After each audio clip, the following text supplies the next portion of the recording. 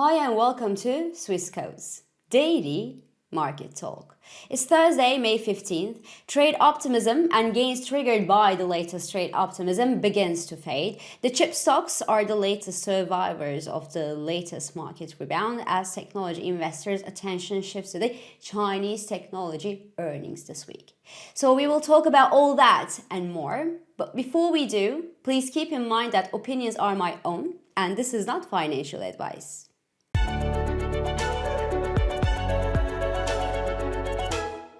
So the news of fresh deals is coming in from the Middle East as Donald Trump seems very successful in getting the oil and gas rich countries to buy stuff from the United States, including chips and planes. But appetite on trade optimism starts showing signs of exhaustion elsewhere. So despite the announcement of a $243 billion deal with Qatar on top of the $600 billion deal with Saudi, the S&P 500 traded flat yesterday. The big technology stocks, on the other hand, including Nvidia and AMD, continued their rally at full speed, with Nvidia adding another 4% yesterday and AMD another 4.70%. Then Supermicro Computer jumped 15% yesterday on the announcement of a multi-year partnership agreement with the Saudi Arabian data vault. And CoreWeave, the new AI play in town backed by the Nvidia, remember that, jumped to the highest level since its IPO after announcing a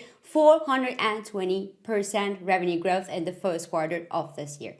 In summary, the latest news and reports and the market's reaction actually cement the idea that AI is still a developing story that's remained in the dust somehow of trade tensions and continues to attract funds as the dust settles. But sentiment elsewhere is quite waning. Gains at Meta, for example, remain limited to 0.51% yesterday, and Apple couldn't extend its gains at yesterday's trading session, even on the news that they are bringing a technology that will allow us to scroll with our eyes only in their new headsets. So the stock price fell 0.28% yesterday, while Amazon retreated 0.53% on remaining worries that the trade war is still on, that the 30% tariffs on the Chinese goods is still high, and there has been little to no progress at all with the European Union. So everybody is questioning, what now, right? So in summary, as I said, the trade optimism is waning despite encouraging de-escalation with China and actual huge trade deals with the Middle East countries.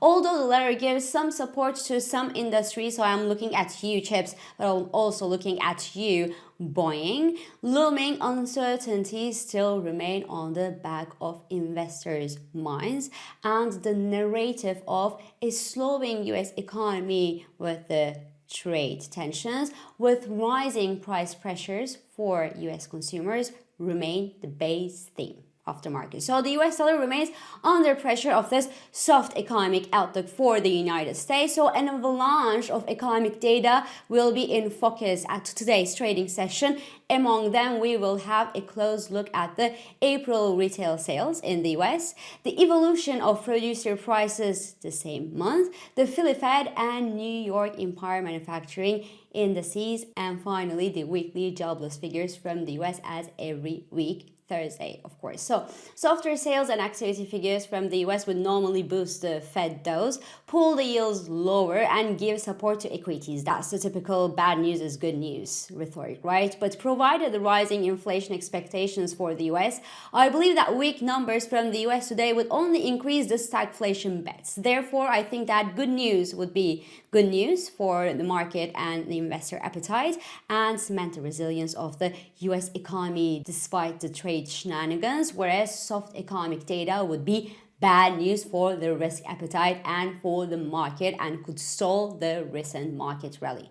Now note that the small and medium cap stocks of the US are more sensitive to the US yields. So despite some bets out there on the idea or the expectation that the small and medium-sized companies would play catch up with their big cap peers, I believe that the strength of the US yields today will certainly be a barrier for a strong rally. So the yields must come down to help these small and medium cap stocks to recover more thoroughly. Now, moving to China, Tencent announced a slightly better than expected revenue in the first quarter of this year. Its net profit grew 82% compared to the same period last year, but still fell short of analyst expectations, mind you, while the company announced a $6.7 billion worth of its stock buyback and invest double-digit amounts in AI. So I think that the last bit of investment in AI is important for the technology investors because the company spent $4 billion in AI last quarter, and that's up by more than 90% compared to a year ago and will continue to do so. And that's important for the tech revenues. Now, the company's share price has been rebounding, mind you, since a year. Though the rebounds that we see happen to be quite bumpy, and we actually do see periods of hesitation and sell-offs due to the trade tensions. But about 2/3 of the post-2021 crackdown losses at Tencent have been recovered, and AI could eventually help the company aim for fresh highs in terms of valuation and stock price because the company is cheap today. It's very cheap compared to its American peers. Its PE ratio is just around 22. Now, speaking of earnings, the Chinese tech earnings, Alibaba will also announce its own earnings later today, and the focus will be on the AI and the cloud revenues.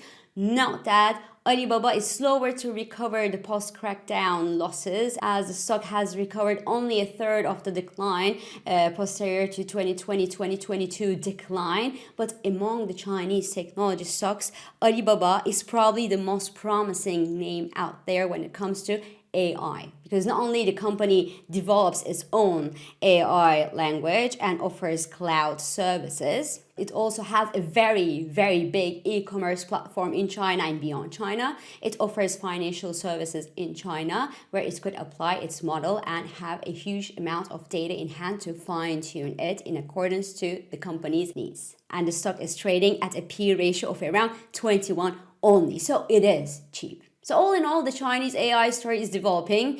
It's helping the Chinese technology companies extend their gains, even though the market coverage about these Chinese technology companies remains much less shinier and much less than for the US stocks, and the rallies are interrupted by periods of hesitation and trade worries, as I said. But the fact that China cannot afford today to lose the technology rally, the technology war with the US, and signs that they could innovate despite chip restrictions and the technology restrictions means that China could eventually gain technological independence. And I believe that that's the ultimate goal in China, which would then make these Chinese technology stocks an excellent diversification opportunity for the technology investors who obviously are ready to take the Chinese regime risk on their stomach.